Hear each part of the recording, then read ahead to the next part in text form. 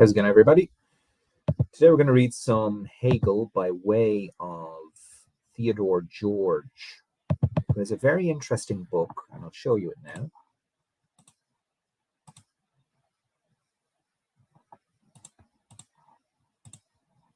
This is the book. So it's called The Tragedies of Spirit by Theodore George, Tracing Finitude in Hegel's Phenomenology. I'm very interested in tragedy and fiction, and I'm also very interested in Hegel. So,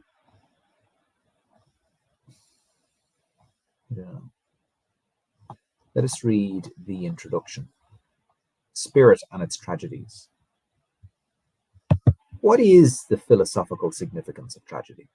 What does a philosophical investigation of the tragic aspects of our lives teach us about the human condition? What philosophical questions draw our attention to Hegel's insistence that there is an intimate tie between the aspirations of his phenomenology of spirit and the insights of tragic drama? Over the course of his project, Hegel repeatedly turns to the resources of tragedy, sometimes explicitly but often indirectly, even tacitly, in order to capture the essence of crucial junctures in the life of spirit.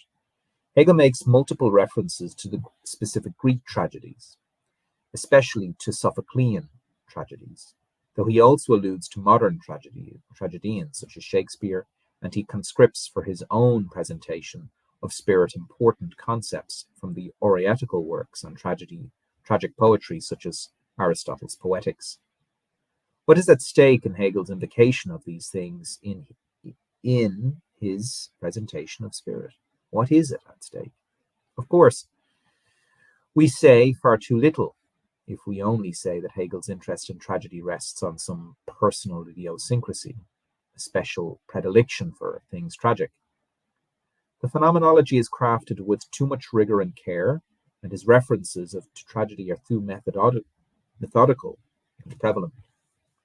But then what are we to make of Hegel's coupling of speculative philosophy and the notion of tragedy in this text?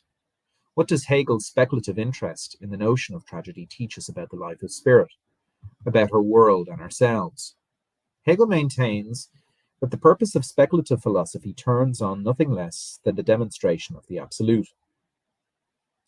Hegel's conceptions of speculative philosophy and absolute knowledge are no doubt as difficult to grasp as they are foreign to current sensibilities. For some years, a number of important Hegel commentators have started to reconsider whether his claims about speculation and the absolute are as grandiose in scale and scope as have been previously thought. Moreover, this trend has led to a revival of interest in the relevance of Hegel's thought for current debates in fields such as epistemology, the philosophy of language, and the philosophy of science. However, much scholarship in continental philosophy emphasizes that Hegel's more ambitious claims about speculation and the absolute demand continued suspicion and scrutiny, and many question whether philosophy in our time has adequately come to terms with what they worry are highly ambiguous and even dangerous assumptions that inform Hegel's thought. As Stuart Barnett observes, something of a, quote, general critical consensus has emerged about Hegel in continental approaches that he exemplifies the, quote, modernity that our postmodern era seeks to escape from, end quote. From Hegel's view, it is plausible for us to be concerned. Speculation is supposed to culminate in a knowledge that may be achieved only by a deathless subject, the ultimate unification of experience and thought, and thereby to accomplish a certain philosophical resolution to our confrontations with discontinuity, disunity, and incompleteness and limit. Yet although it would be as irresponsible and naive to relinquish the suspicion that Hegel's conception of speculative philosophy is directed by something at least analogous to what Nietzsche might have called reactive will, it would also be a misrepresentation to allege that Hegel is a philosopher of empty identity. For there can be no doubt that Hegel intends, at least for his speculative approach, to be a much more rich and open than many of us remember. On Hegel's view, speculative philosophy is supposed to achieve a form of knowledge directed not by the aspiration to discharge or deny difference, but rather to embrace, respect, and include all of our confrontations with incommensurability, otherness, discontinuity, strife, and crisis, or as we might discuss it today, our encounters with finitude. Indeed, it is too often forgotten that Hegel is among the great critics of the penchant in philosophy to trade on overgeneralizations and impoverished abstract identities. Hegel poses speculation as a corrective against the tendency in philosophy to fabricate cut-to-fit concepts and common sense categories that blind out the multiplicity of things. He opposes the tendency to produce a unity that reduces everything, as Hegel famously, if what some fairly charges of Schelling, to quote a night in which all cows are black. From this standpoint, we see that it is precisely the scope of Hegel's commitment to the richness of the speculative unity that compels him to remain vigilant to questions of finitude. The standard that Hegel sets for the speculative unity requires him to pay much more than lip service to disunity, strife, and difference. Rather, it demands that Hegel give full force to our experience of finitude in its multiple dimensions, and that they be preserved and protected in the life of spirit. The hypothesis guiding this book is that Hegel turns to the idiom of tragedy to elucidate some of the most pressing of these claims of finitude. Hegel's phenomenology unfolds preeminently as the presentation of the triumph of the speculative unity as it emerges in historical spirit. But in Hegel's efforts to grant to finitude its due, his presentation of this triumph is punctuated by tragedy. In a form of philosophy dedicated to the absolute, it is tragedy that comes to speak of the forms of discontinuity and limit that spirit encounters in the course of its development.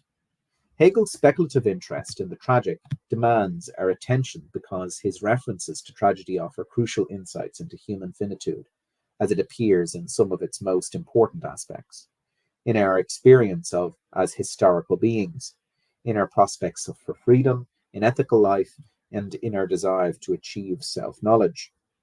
Indeed, even though the purpose of the phenomenology is to present the achievement of the speculative unity as it unfolds in the development of spirit from our current standpoint, it is not difficult to see how some might be led to wonder whether Hegel's depiction of the tragic character of finitude is so powerful that it threatens to undermine our faith in the power of spirit to achieve ultimate unity. It should come no more as a surprise to us than it did to Hegel's contemporaries that he would associate tragedy with disunion, strife, incommensurability, and difference. Not only Hegel, but others on the German intellectual scene of his day connected artistic genera, such as that of tragic drama, especially in its Greek form, with the presentation of vehement forms of irresolvable conflicts and the experience of limit they expose. If Hegel is dedicated to the achievement of speculative unity that contains even extreme forms of disunion within it, then we might argue the confrontation of spirit with tragedy forms an ordeal or crucible that rests on the resilience of spirit's capacity for integration. Hegel characterizes spirit as an agile learner that has the power to overcome many forms of disunity and strife it faces in the course of its education. Yet we may question whether Hegel's introduction of tragic resources to capture the character of disunion, strife, and difference might be seen to strain the synthetic powers of spirit to breaking point. But even if scholarship in current continental philosophy compels us to remain vigilant of Hegel's speculative ambition, perhaps hubris, to achieve knowledge in its absolute form, we might nonetheless investigate whether the interplay of speculation and tragedy in his text draws out a sense of finitude. As we shall see, one question that we must ask in this book is whether Hegel's conception of speculative unity in the phenomenology is not simply preoccupied and enriched by his use of tragedy, but instead comes to be predominated, perhaps even transformed by them. If this is the case, Hegel's vision of the human spirit may be guided not simply by his confidence in our capacity to unify experience, but also by a humble recognition of limits. No doubt, some might worry that this much more that this more tragic view emphasizes the negative side of things too much. But one of the deepest motivations for this book turns on the claim that Hegel's use of tragedy results in an affirmative vision of the human condition that helps us to reclaim a more balanced view of our possibilities and limits. In his more tragic moments, it is one of my intentions to suggest Hegel enables us to catch sight of a view that allows us to identify our dignity as human beings, not so much with the scope of our powers, but instead with the resolve to accept, even apprize and to cherish the terms of our finitude. Before we return to the phenomenology, in order to consider this possibility in more detail, however it may help us further to illuminate what is at issue in Hegel's use of tragedy. If we contextualize Hegel's phenomenology in a broader range of questions about the relationship between philosophy, philosophical inquiry, and tragedy. One of the most important and familiar motifs of post-Kantian continental philosophy is the view that the current historical juncture is called to confront problems and questions that the intellectual heritage of the West is unable to address. It is this view that comes to expression, for example, in Philip Labrat's, I hope I'm getting his name okay, recent claim, which itself in part harkens back to Friedrich Hölderlin's use of the term 2 centuries ago, that the present age is disjoined from its heritage in the manner of a caesura. Certainly, many philosophers of the present age have concluded from this not only that we are cut off from the heritage of Western philosophy, but moreover that this end of philosophy calls us simply to abandon traditional forms of philosophy altogether. It has been argued by Richard Rorty's peculiar American and bourgeois blend of postmodernism, for example, that he supposes our current dedication to the preservation of many presuppositions of Western philosophical heritage should be treated as something of a bad habit to be broken. But in contrast to this idea, some movements in continental thought recommend, if often in very different idioms, that philosophical inquiry in the current age is significantly informed by pre-thematic, inchoate presuppositions that have been unquestioningly and involuntarily taken over from the past. From these standpoints, the achievement of genuinely novel philosophical insights is predicated on sustained and critical engagement with the traditions of thought that continue to permeate present sensibilities. It is true that in this regard, Hegel deserves our attention because, as figures in postmodernity have taught us, his philosophical system forms a certain summit of the tradition we are now called to scrutinize. One of the convictions Hegel holds about speculative philosophy is that it forms the culmination and thus completion of all historical developments in the discipline of philosophy. So in a sense, Hegel himself casts the speculative unity at the end of philosophy. Yet in contrast with figures who follow after him, however, Hegel conceives of this end not as an extinction, but instead as a kind of final summit of the tradition that brings it to its fruition. He asserts, for example, that his own speculative system itself, latest in time, forms the result of all previous philosophies and thus must contain the principles of all of them. Yet from our current vantage point, we see that even if Hegel's speculative thought can be cast as the culmination of certain traditional forms of philosophy, it also enables a new direction within philosophy that wishes to break from the tradition. In retrospect, we see that Hegel's speculative interest in tragedy not only serves his own system of philosophy, but also opens the door for a new movement of philosophy, of philosophers who believe that in order to overturn philosophy in its traditional forms, it is necessary to enlist the help of resources they find at the dawn of the West in Greek tragedy. From among the figures of the 20th century, it is perhaps the Nietzsche of Birth of Tragedy who does the most to cast the post-Kantian philosophical interest in Greek tragedy as a subversive moment directed towards the overcoming of mainstream tenets of philosophy.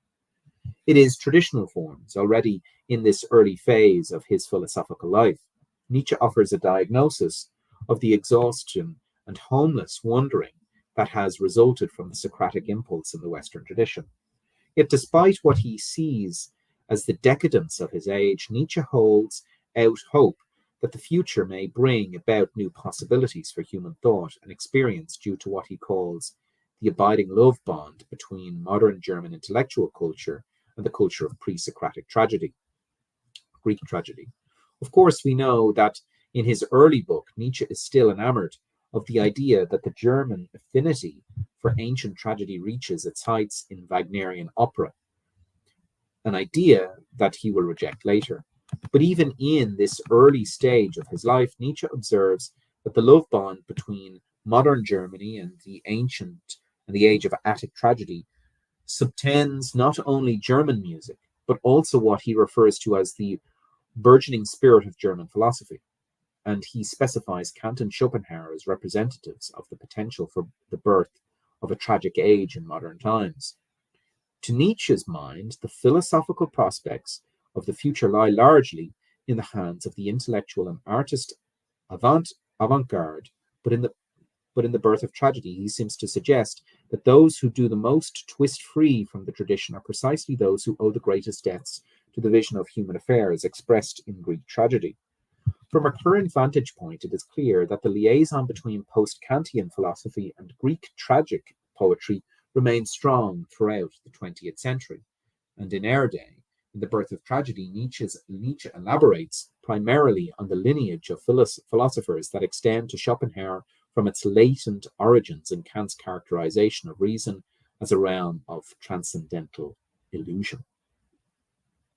In hindsight, it is clear that the progeny of this family of philosophers who associate our hopes to overcome philosophy with the resources of tragedy are strewn across the 20th century. No doubt, Heidegger, especially in his treatment of Greek tragedy in the Introduction to Metaphysics and in other works from the 1930s and 40s, is among the most celebrated. In post-war France, Sartre, Camus, and de Beauvoir explicitly align the existentialist movement with themes of ancient tragedy.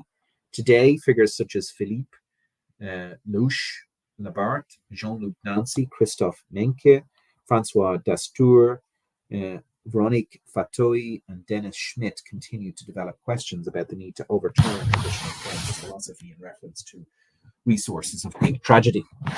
Across disciplinary lines in French psychoanalysis and in feminism, for example, figures such as Lacan and Irigui and Butler also continue to rely on the resources of tragedy to further their research. Even if the contemporary project of overcoming traditional forms of philosophy is still coupled with the issue of tragedy, this love bond nevertheless has its origin in Hegel's day. It is only from an exceedingly dehistoricized vantage point that we might believe in the novelty of our attempts to overcome the presuppositions inherited from the past. And it is not only in the academic debates found at the dawn of the current century, but in the intellectual circles at the turn of the 19th century, that some of the most radical and original challenges to traditional forms of philosophy are posed. In the period that unfolds in the aftermath of Kant's critical project, figures such as Goethe, Schelling, Hölderlin, and the early German, or as they also call Jene Romantics, all begin to dispute the traditional assumption, characteristic of mainstream assumptions in the discipline of philosophy. At least that our knowledge of things reaches its highest expression only in the idioms of conceptual language and mathematical formulation. Some figures on the intellectual landscape of the time even begin to entertain the idea that it is preeminently in the work of art, especially in genre of poetry such as tragic drama, and not in philosophy, science, or mathematics, where we win our deepest insights into the issues of freedom, politics, history, nature, and ethical life. It is an intellectual atmosphere, also captured by Schlegel's belief that philosophy should become more like poetry, or again by Schegel's final claim from the system of transcendental idealism, that if philosophical inquiry is to succeed, it must give itself over to the universal sea of poesy. Many of the figures in the age of Goethe to set poetic art off against philosophy felt a profound admiration and affinity for ancient Greek culture, language, and intellectual life. And important aspects of their claims about poetic art may almost be read as an extension of what Plato has Socrates referred to in the Republic as the ancient quarrel between philosophy and poetry.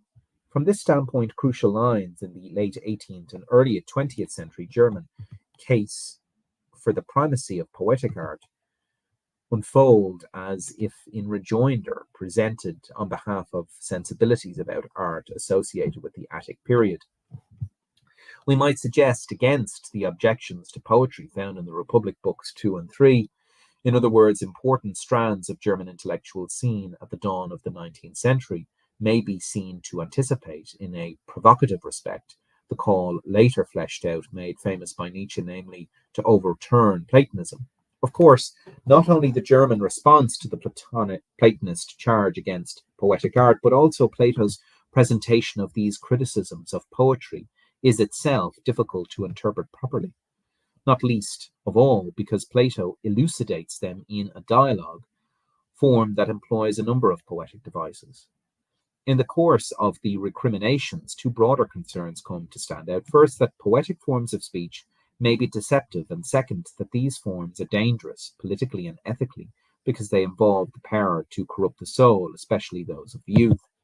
Thus, it should not come as a surprise if we find out that German figures who wish to uphold the worth of art underscore its significance for the questions pertaining to the presentation of truth and to the fulfillment of our deepest political and ethical concerns. It is true that the heightened attention to antiquity that emerges in 18th century Germany stems in no small part from the influence of figures such as Winckelmann and Lessing, and more generally may be associated with the adoption of French classicism that began to arise in Germany already in the 17th and early 18th century. Yet by the outset of the 19th century, the widespread attention given to the Greeks in Germany was driven not just by the interest in the French model, but also by what has aptly been called an avant-garde concern for a number of issues, including the relevance of poetic forms of expression for philosophical inquiry. It is precisely in this intellectual milieu that Hegel comes to of philosophical age. Indeed, much of Hegel's own philosophical development is profoundly impacted by those who claimed that new directions in philosophy might be opened up by a revivification of interest in ancient Greek culture and tragic drama. Hegel's overall interest in ancient tragedy may be measured by the attention he devotes to the theme in every stage of his philosophical life. From its appearance in some of his earliest writings, such as the 1802 Natural Law essay, to his much earlier discussion of tragic drama and specific tragic dramas in the lecture of aesthetics. However, Hegel's assessment of the importance of tragedy for his philosophical system changes over the course of his development, and I would submit shifts from playing a central role in his thought to a more marginal position. For in some of the earliest phases of his philosophical life, for example in Tübingen, in Frankfurt, and perhaps to a certain extent still in Jena, Hegel at times goes so far as to entertain the possibility that poetic art in general, and tragic drama in particular, forms a template or model for the speculative unity itself. But by the time Hegel reaches the final phase of his career, in the Berlin period, he appears largely to have abrogated the prospect that tragedy might comprise a fundamental issue for his conception of the speculative unity, and largely restricts his considerations of tragic drama to his inquiries into aesthetics. Contextualized within this broader trajectory of Hegel's evolving approach to the issue of tragedy, the phenomenology unfolds as a transitional and thus in important respects conflicted text in regards to Hegel's position on the relationship between philosophical inquiry and the idiom of tragedy. Earlier and later Hegel. The extensive and rich heritage of scholarship on Hegel's early life prevents a thorough and diverse array of insights into the character of his thought prior to the publication of the Phenomenology of Spirit. And there is a range of perspective on the young Hegel's approach to ancient Greek culture, art, and tragedy. Any historiographical survey of approaches to the young Hegel would have to consider as important 19th century contributions Karl Rosenkranz's Life of Hegel, Rudolf Haynes' Hegel and His Time. The history would also have to include as decisive early 20th sources William Dilthey's Jungengeschichte Hegel, and the appearance of Herman Knoll's compilation of some Hegel's oldest surviving texts under the title Hegel's Early Teleological Writings. Of course, a complete survey would also need to attend to further interpretive approaches to some of Hegel's early writings, these found in Marcuse, Lukács, and in Knox. Okay. But certainly, if such a Lucana did once exist, it has not for some decades, and thus the history of studies on the young Hegel also embraces a large body of post-war era Anglophone contributions, which is punctuated by major scholarly accomplishments, perhaps none greater than, in sweep, the H.S. Harris two-volume study Hegel's development. Even though the magnitude and depth of this heritage makes it impossible to provide a unified summary account of Hegel's early thought, it may nonetheless be said that the mainstreams of research on the young Hegel coalesce around several distinct, but for him, interrelated themes. Some of the most celebrated among them are first the ambiguous influence of French revolutions, the aspirations and ideals of which inspired him at the same time. Its destructiveness and violence terrified him.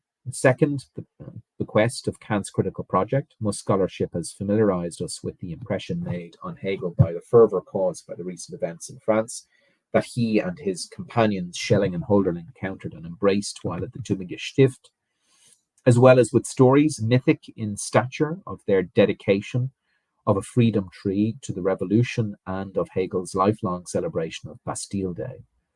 But to the young Hegel's mind, the accomplishment of the political freedom promised by the French Revolution required that we pay heed to the results of another revolution, not in the social order of European life, but in philosophy achieved by Kant's critical project. Of course, Hegel's relation to Kantian thought, even at this early stage, is already sophisticated and nuanced, but much of Hegel's concern turn on the construction of a speculative system of philosophy that alleviates problems in Kant's critique of theoretical reason, and outlines a path to the creation of a rational political and social world, in Germany embodying Kantian principles of practical reason.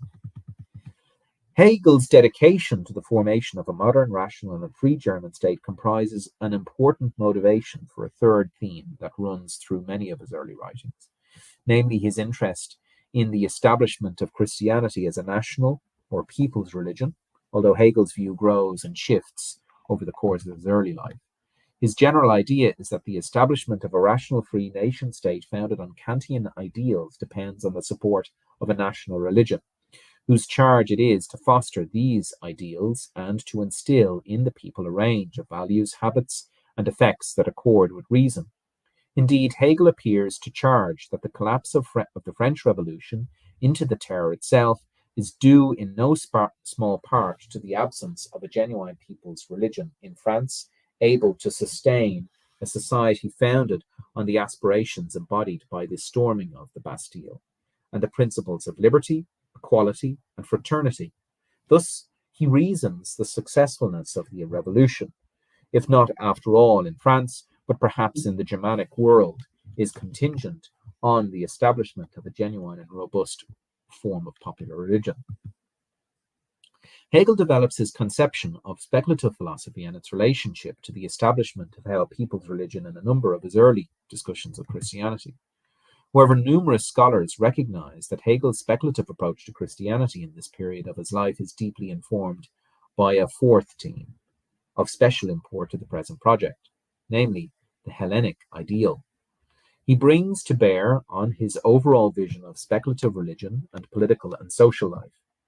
Numerous scholars have thought us that the young Hegel holds up this notion of the Hellenic society, which he drives as much from his contemporaries, especially Schiller, as he does from his studies of antiquity, as an organic, dynamic, and happy people that integrates intellectual, spiritual, and political needs into a beautiful, harmonious whole. From this vantage point, Hegel associates the prospect for Christianity to comprise a people's religion with its potential to revive in a modern form the organic unity formed by religious and political life in the ancient polis. Thus, Hegel arrives at the view by a thought process that might strike us today as somewhat criticus, circuitous, that the establishment of a modern nation state, which both fulfills the promise of the French Revolution and realizes Kantian principles, requires the establishment of a people's religion mirroring the religious life of ancient Greece. But more broadly, he further holds up the Hellenic ideals of organicity, modelled on the sense of harmony found in beauty, to capture the character of his speculative philosophy, the nature of its systematicity, and its incorporation of spiritual, religious, and political concerns and needs. From this standpoint, speculative philosophy itself, in addition to the worlds of religion and politics, aspire to his image of the Hellenic ideal of beauty and art. Yet important developments in the continental philosophy, perhaps especially Heidegger's research on German idealism and on ancient philosophy and art, have summoned numerous scholars of the young Hegel to emphasize that this Hellenic ideal might have led him to conceive of the sense of unity found in beauty and in art as an archetype or template for the speculative unity itself. Indeed, cognizant of the importance of tragic art to influential figures such as Hölderlin and Schelling for the young Hegel, and of Hegel's awareness of the significance of tragic drama in the Hellenic world, many scholars suggest that Hegel holds up not only the work of art in general, but of the work of tragedy in particular, as the highest model of speculation. Although this idea perhaps currently plays a less prominent role in recent Anglo-American studies of Hegel, on the continent it has, as Louche Labart's turn of phrase, become, quote, scarcely a thesis, so evident is the point that tragedy, or a certain interpretation of tragedy, is the origins or matrix of speculative thought. Wow. In his work on the relationship between Heidegger's thought and German idealism, Jacques Tamiou, I hope I'm getting that name right as well, notes that in the first years of Jena, Hegel employs an aesthetic schema that associates the character of the speculative unity with the concepts usually reserved to describe art as a production, figure, work.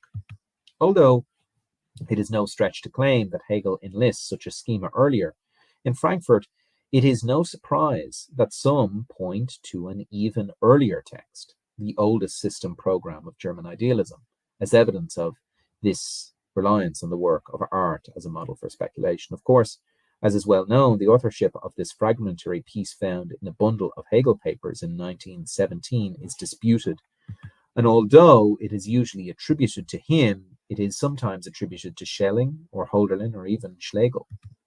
But in this piece, Hegel, if it was Hegel, offers some of his most radical claims about the speculative project, and asserts, for example, that, quote, I am now convinced the highest act of reason, in that it embraces all ideas, is an aesthetic art, and claims further not only that the philosophy of spirit is an aesthetic philosophy, but also that the philosopher must possess as much aesthetic power as the poet.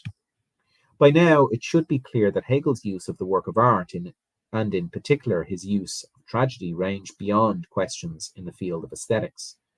What Peter Snonzi notably says of Schelling's thought, we may also say of Hegel's earlier conception of the speculative unity, that it forms a philosophy of the tragic, not a poetics of tragedy. Some of Hegel's earlier writings suggest that he turns to tragedy, tragic poetry, as the highest model for the speculative unity itself, not just as one subject matter among others for research in the field of poetics. The result we might propose is a vision of philosophical inquiry that far exceeds conventional views. For the most part, philosophers have believed that our power to unify things in thought and also to distinguish among them reaches its highest form in the languages of the concept and of number. By contrast, some of Hegel's early views in Tübingen, Frankfurt, and perhaps in the early Jena years appear to tarry with the idea that our power to unify things reaches one of its summits in artistic expression. Hegel's notion of the speculative philosopher as a figure who must possess as much aesthetic power as the poet is a profound departure from traditional presumptions about philosophical practice that might be seen to adumbrate controversial and original views, such as those indicated, for example, by the early Nietzsche's notion of the music playing Socrates, or some of Heidegger's claims about the thinker.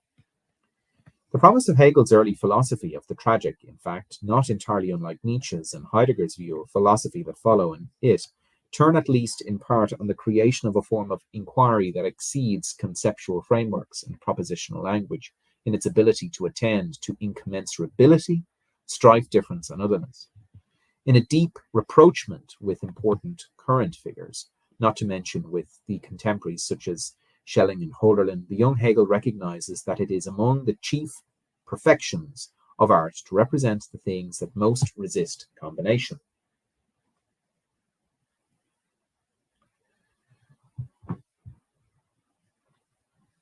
Hegel's earliest conception of the speculative unity is aligned with what a view of art that Tamiyu at least believes to have been around from time immemorial, namely that the resource of art is, quote, its bursting forth from the power of the earth, its connectedness with the unnameable, its relationship to the surprising, to the enigmatic, and to what always remains on the outside. We've got a good few bit to go.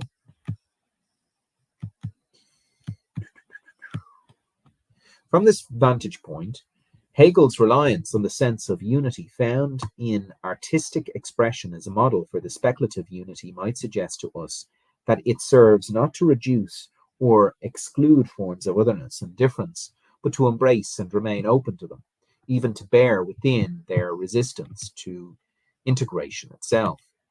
In this light, we see that Hegel chooses to use tragic poetry from among all the arts as a model for the speculative unity because of its special power to present even the most antithetical forms of difference. For on Hegel's view, tragic poetry stands out as a form of art in which the power of art to offer a unified presentation that remains connected to otherness and difference is most pronounced. From our current perspective today, it may be difficult to accept the hierarchical conception of the arts that Hegel's view here implies. It nonetheless makes sense that Hegel might single out tragic poetry, especially in its Greek form, as a variety of art that is especially keyed to the presentation of forms of conflict that turn on otherness, difference, incommensurability, and strife. In Schelling's letters on dogmatism and criticism, written while he was still at the seminary together in Tübingen, Schelling notes, for example, that the Greeks turned to tragedy precisely because of its power to gather together and express even the most monstrous contradictions. For Hegel, too, it would seem it is in tragic poetry that the potential of all art to present otherness and difference is the most highly developed. Owing to its capacity, tragedy is, from among all the arts, an especially well-suited model for the speculative unity, as speculation must encompass, preserve, and protect even the most tenacious forms of conflict and difference. Yet by the end of his career, Hegel appears to have lost much of the revolutionary fervor of his youth. During his time in Berlin in the 1820s, and until his death in the 1830s, Hegel continues to associate his thought with German idealism and to associate the project of idealism with speculation. But Hegel himself no longer associates speculation with the philosophical vanguard of his day. Of course, Hegel's more muted tone during this period might be in part due to the magnificent rise of his stature in the world of professional philosophy. In the heights of his career, Hegel had not only become something of a state philosopher in Prussia, but his speculative system had become to dominate the landscape of German philosophy. By the time Hegel had become settled in Berlin, he could no longer count himself as a philosopher of the avant-garde because by then he was the establishment.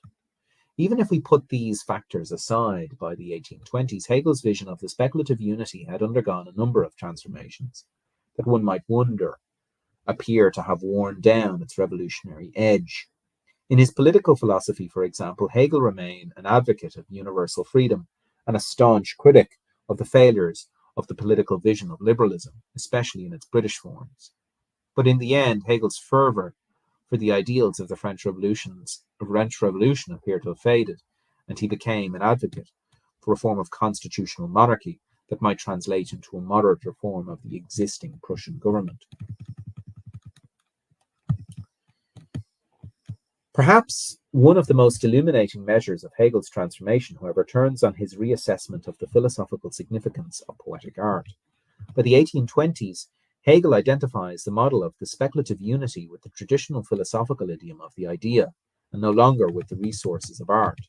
Though, of course, he continues to understand the idea speculatively as a complex identity of identity and difference. This is not to say that late in his career, Hegel comes to deny the speculative significance of art completely. Hegel continues to admit that there is an intimate tie between knowledge and art. However, by this later phase of his life, Hegel has come to hold that the form of knowledge we win in the philosophical idea is more complete, robust, and clear than the more intuitive insight presented in art. From the standpoint of his commitment to conceptual thought, Hegel now maintains that in the modern period there is no longer any speculative need for art at all. From the standpoint of philosophy, art, quote, no longer counts, and is thus, quote, a thing of the past. Ironically, in the Berlin period, Hegel dedicated more of his time and effort to the consideration of actual, specific works of art than in any other point of his life.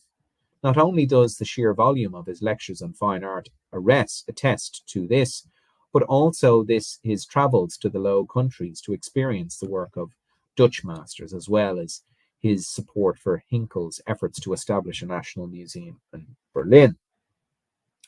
Despite these things, Hegel not only abandoned his earlier desire to overturn the Platonic verdict on poetry, but also allowed his interest in tragic poetry as a model for the speculative unity to recede into the background. Okay, we'll finish this paper, or we'll finish this paragraph, and then we'll end for tonight. The larger course of post-Kantian continental philosophy then forms a stark contrast to the transformation in Hegel's appraisal of the philosophical status of tragic poetry. Whereas the broader history of post-Hegelian continental European philosophy has been a proliferation and intensification of the love bond between philosophy and tragedy, Hegel's initial affair with the tragic ultimately turns cold. Yet within the larger scheme of this double movement, we may nonetheless find some of the most important contributions to the philosophy of the tragic, not only in later figures such as Nietzsche and Heidegger, nor only in Hegel's contemporaries, nor even only in Hegel's earliest thought. Interestingly, some of the most profound insights into the philosophical significance of tragedy lie in Hegel's phenomenology itself from the initial phase of Hegel's career, in which he relinquishes tragedy and art as models for his speculative approach. On the one hand, the phenomenology should be counted as one of Hegel's first mature works, not simply because of its systematicity and completeness, but because in it he associates the fulfillment of the speculative unity with the powers of the concept. While Hegel's conception of his philosophical system will undergo important changes over the years by the appearance of the phenomenology, he has already undergone a decisive shift away from the allegiances to his earliest program for German idealism and the exemplary status it affords to poetic art. Actually, yeah, we'll finish this. I didn't know how fast I was reading. Yet on the other hand, Hegel's phenomenology also forms the culmination of his first projects, and thus it remains deeply informed by the questions and issues that animated his earliest thought. Indeed, it may be that Hegel's phenomenology offers some of his most profound insights into the philosophical significance of tragedy, precisely because it is the most conflicted of his texts. Even though Hegel's explicit intention in the phenomenology is to present the speculative unity in the concept as it emerges in experience, Hegel's earlier dedication to tragic poetry continues to play an important role in his account. In the Berlin period, much of Hegel's thought appears to uphold the supremacy of conceptual thought and the idea of a poetic art, and tragedy as a tacit assumption, and thus we might conclude a foregone conclusion. But in the phenomenology, by contrast, the claims of tragedy remain fresh in Hegel's mind, even though Hegel identifies the achievement of the speculative unity with the capabilities of conceptuality. Hegel nevertheless continues to rely on the notion of tragedy in order to capture some of the most crucial moments and most difficult challenges in the development of spirit. The work of figures such as Heidegger and Nietzsche after Hegel, as well as of Hegel's contemporaries such as Schelling, and even some of the first works of Hegel's life, are all informed by a certain love bond between philosophy and tragedy.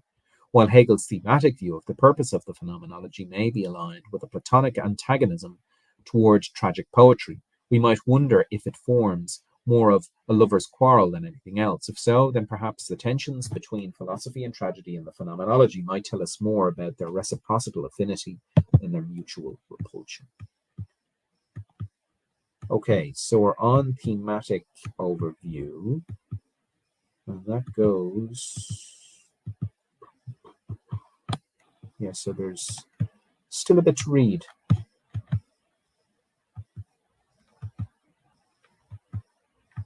Okay, so this is cool.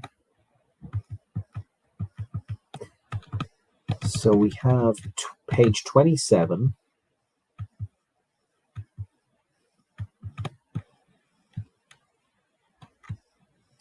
I might even read a little bit of this. I'll read it, and then I can read it again when it's more structured. So I'm going to read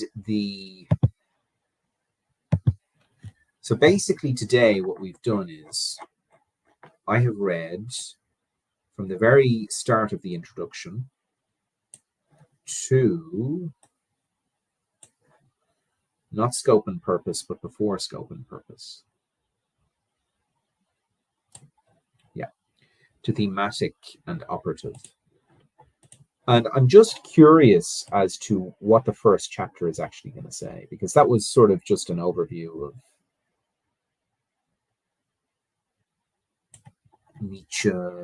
Heidegger was in there. So let's see. Tragedies of Experience.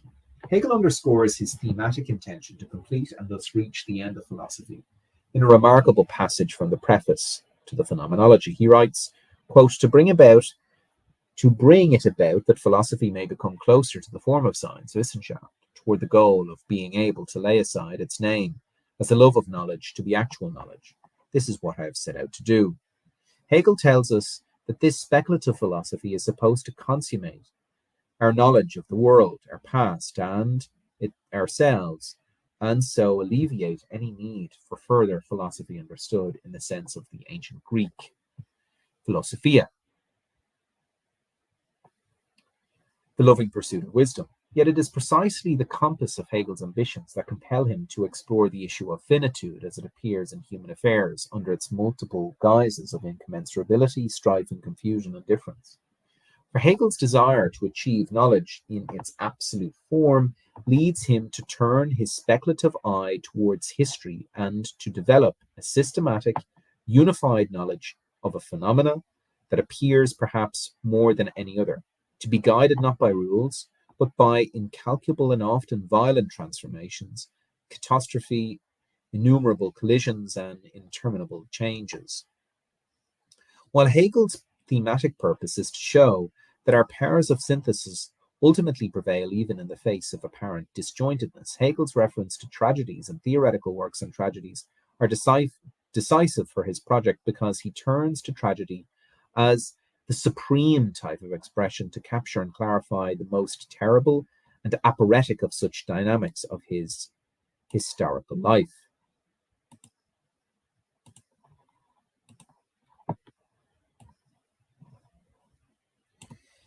If Hegel dedicates the phenomenology to one of the grandest of unities imaginable, the speculative unity of the concept, he nevertheless recommends tragedy as an indispensable voice of incommensurable difference, disunity, confusion, and strife. Perhaps none of Hegel's uses of tragedy has broader application or deeper consequences than his reliance on a resource of tragedy to characterize the phenomenon of experience. One of Hegel's most overarching purposes in the phenomenology is to present absolute knowledge as it emerges in the life of spirit. Hegel rejects the idea that absolute arises either through formalism or empiricism, and he argues instead that it ultimately comes about only thanks to the education we receive through concrete experience. In the light of the phenomenology, In this light, the phenomenology unfolds primarily as an effort to depict not only the final accomplishment of knowing in its absolute form, but also the progression of spirit toward this end through each essential moments in its experiential growth. Hegel's presentation of spirit thus affords a central position to the notion of experience as a fundamental principle of spiritual transformation. And Hegel's association of experience with tragedy has implications not only for the concept of spirit in general, but also for every moment of its development. Moreover, the connection Hegel sees between experience and tragedy also supplies something of a prototype for all of his further references, insofar as he uses each of them to shed light on the tragic dimensions of specific forms of experience. It is true that much of Hegel's thematic and triumphant vision of spirit is sustained by the claims he makes about experience. After all, on his view, the attainment of absolute knowledge is ultimately contingent and enabled by the expansion of our awareness that is precipitated by experience. But Hegel believes that it is only from the speculative standpoint of his celebrated we, the philosophers, for whom this expansion of our awareness is already complete enough to recognize the internal necessity in the progression of experience, that we see absolute knowledge as the final destination of the lessons learned from experience.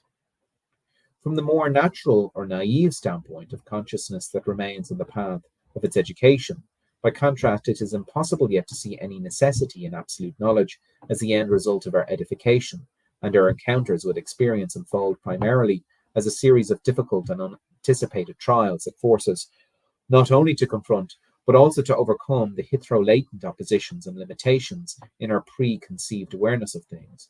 Yet even from the vantage point of Hegel's we, our awareness continues to include the memory of the difficulties faced along the way. Despite Hegel's belief in the positive outcome of experience, he acknowledges that it is a Janus face phenomenon. In fact, Hegel delivers strong words to convey the consequences of the negative aspects of experience for his conception of spirit. He writes, quote, "The life of spirit is not the life that shrinks from death and keeps itself undefiled by devastation, but the life that endures and lingers upon death." Hegel's use of such language appears to place his conception of experience well within the vicinity of the tragic. But Hegel's scholarship has seen much debate about the importance of Hegel's rhetoric for his larger view. On the one end of the discussion, we expect some commentators may maintain that Hegel's more tragic remarks on the experience anticipate important post-Hegelian and even anti-Hegelian movements in philosophy. In some figures to approach Hegel in this vein, such as Jean Hippolyte, for example, we hear the suggestion that Hegel's tragic depiction of experience as it appears for naive consciousness points to something of a theory of existentialism in nunc. In the opposite extreme, it would probably not be hard to find philosophers today who would simply write off Hegel's use of notions such as death, rumination, destruction, as we shall see, anxiety, doubt, and despair, as so many overwrought metaphors and rhetorical flourishes without substantial bearing. Yet still, others maintain that while we must proceed with caution, Hegel's use of concepts such as these to describe experience cannot be ignored. Murrow Westphal poses the sentiment as a genuine question. When Jean Wall tells us that Hegelian doubt is more like that of Pascal or Nietzsche than that of Descartes, and when Jean Hippolyte suggests that we have to do here with un agnos existentiel, is it Hegel or the intellectual atmosphere of French in the 40s which is speaking to us? Indeed, we are tempted to say that Westphal's question is perhaps really an Urfrage, for Hegel studies a provocation that is unavoidable as it is undecidable, and thus continues to pose a challenge for commentators today as it did for those half a century ago. But what precisely is Hegel's conception of experience? Before it is possible to measure the larger significance of Hegel's association of experience with tragedy, we must consider Hegel's view in some detail. What is Hegel's concept of absolute knowledge, And how does he believe experience will lead us to it? And what precisely makes experience so tragic? Important scholars of Hegel in recent decades, perhaps especially those interested in the epistemological dimension of Hegel's notion of the absolute, have fruitfully approached this conception of absolute knowledge as a response to Kant's critique of reason. In what follows, I also wish to interpret Hegel's notion of absolute knowledge in terms of his relation to Kant, with an eye to illuminating Hegel's notion of experience. However, by focusing on some of what might be called the more ontologically motivated concerns that inform Hegel's response to Kant, I hope to emphasize that Hegel's conception of experience involves important and even tragic consequences for the character of life of spirit. As we shall see, Hegel points to the tragic side of his view in his conception that education we receive through experience unfolds as a path not only of doubt but also of despair. Hegel believes that the expansion of our awareness through experience is predicated on doubt, as experience compels us to recognize and relinquish our certainty in things as we have hitherto conceived of them. Hegel claims that it is this form of doubt, and more crucially, a form of despair, for our doubt is in the reality of things unfolds as much more than a mere Cartesian style epistemological and methodological exercise. Instead, as genuinely conscious and concerned beings, our loss of certainty crucially upsets our sense of ourselves and our place in the world, because it forces us to recognize that in the flow of experience, our knowledge remains importantly finite, not simply incomplete or partial, in the sense that our store of knowledge is less than comprehensive, but infinite, as our knowledge remains dependent on conditions that we neither control nor even survey. While Hegel uses a number of ideas and images to point out the tragic aspect of this dynamic, none is more important than the concept of reversal, a notion that Hegel might be seen to borrow, albeit somewhat obliquely and with important qualifications and innovations. From Aristotle's Poetics and its effective history, Hegel's use of this notion emphasizes that for naive consciousness, at least, experience brings us face to face with a form of finitude that bespeaks the tenuous or even our deepest beliefs about ourselves and our world, and thus exposes the precariousness and vulnerability of human affairs. Okay. Next time I will read the next one. That's a big, big chapter that we're going to read next time. So next time we will finish the introduction, and then we will start absolute knowledge as speculative self-knowledge. And I'll just have a look here. Master. Yeah, so there is a section on the tragedy of the master, the slave, independence and dependence.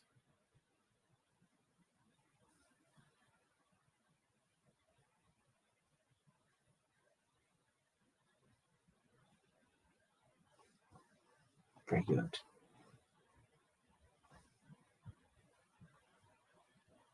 I just want to see who is the main scholar that he is. So let's just see. Pippin has one mention.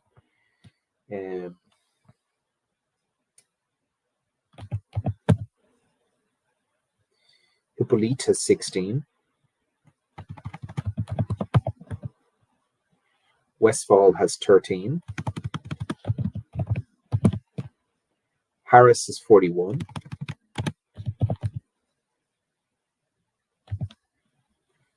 Houlgate has 5. So let's see what books he's read.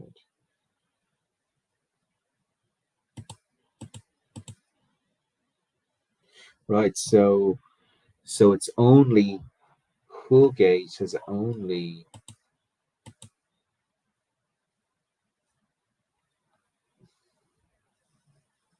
okay. So let's just see when this book was written. 2006. Okay. All right, that's it. We might have a read a little bit of this next time. And yeah, I'll see you later.